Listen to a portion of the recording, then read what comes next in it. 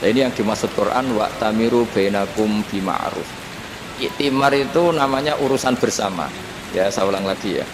Jadi orang Arab kalau bilang iktimar itu urusan bersama. Sehingga bahasa Arabnya konferensi besar itu kalau di NU disebut apa?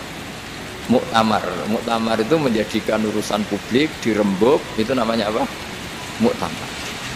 Nah, di antara kebaikan yang diinginkan Islam itu wa tamiru bainakum bima'ruf. Urusan kebaikan ini menjadi urusan apa? Bersama. Biasa contoh itu kecil saya itu mesti dikandani sama orang-orang tua, jangan di terminal ini sampai jam ini, jangan di perapatan ini ketika sudah jam begini. Tapi barokahnya orang soleh bertebaran di mana-mana itu.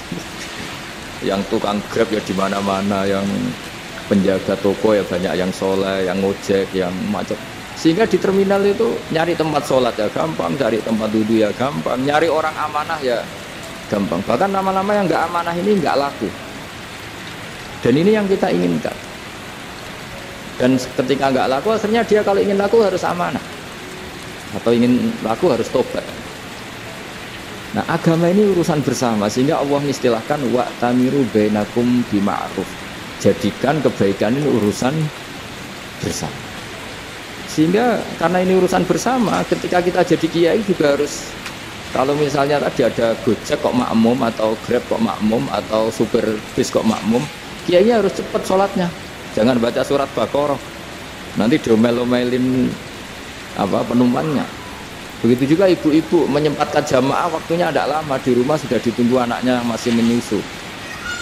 Makanya Nabi ngendikan idza amma ahadukum as-sholata falyukhaffif. Kalau kamu jadi imam, sholatnya harus relatif cepat. Fa inna fihim ad-dhaif badal hajat. Di antara makmum itu yang banyak punya urusan. Selain ada yang lemah, ada yang punya banyak urusan. Nah, terus ketiga, masalah kekayaan hati.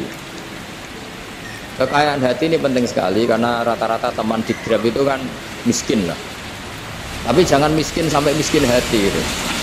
Bahwa kamu nyari nafkah itu sudah ibadah, berkelana di dunia Allah juga ibadah, menyaksikan macam-macamnya orang itu juga ibadah. Bahkan menambah khazanah ilmu. Di antara warisan ilmu yang kita dapatkan dari Rasulullah SAW, misalnya kamu jalan-jalan, punya kaki dua, punya tangan dua. Gara-gara jalan-jalan sering ngerti orang yang buntung.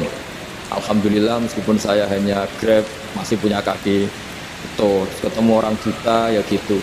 Alhamdulillah ladzi afani mimma btalaka bih. Alhamdulillah saya terselamatkan dari seperti itu. Sehingga melihat orang maksiat juga gitu. Saya meskipun gini terselamatkan dari tempat maksiat, dari sehingga hidup itu tidak nelongso gitu. Ada nilai lebih yang kita punyai. Jadi di antara kebaikan Islam adalah orang disuruh ingat sisi nikmat. Nah, kalau nikmat itu sudah ada semua, kata Imam Ghazali, nikmat hidup. Kata Imam Ghazali, jika nggak ada kenikmatan yang Anda punyai, kamu datang ke kuburan. Disuruh datang ke kuburan. Dan kamu bilang begini, kenikmatan kembali ke dunia adalah kenikmatan yang diinginkan mulai yang mati zaman Nabi Adam sampai kiamat. Jadi kalau Fir'aun yang pernah jadi raja, Namrud, semuanya, bahkan orang-orang soleh sekalipun, kalau kamu tanya keinginan terbaiknya apa? Ingin kembali hidup untuk membenahi kesalahannya zaman hidup.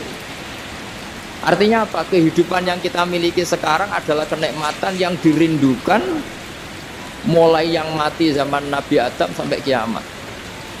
Maknanya apa? Kita punya kenikmatan yang luar biasa karena kenikmatan yang dirindukan oleh orang yang sudah mati mulai dulu sampai sekarang.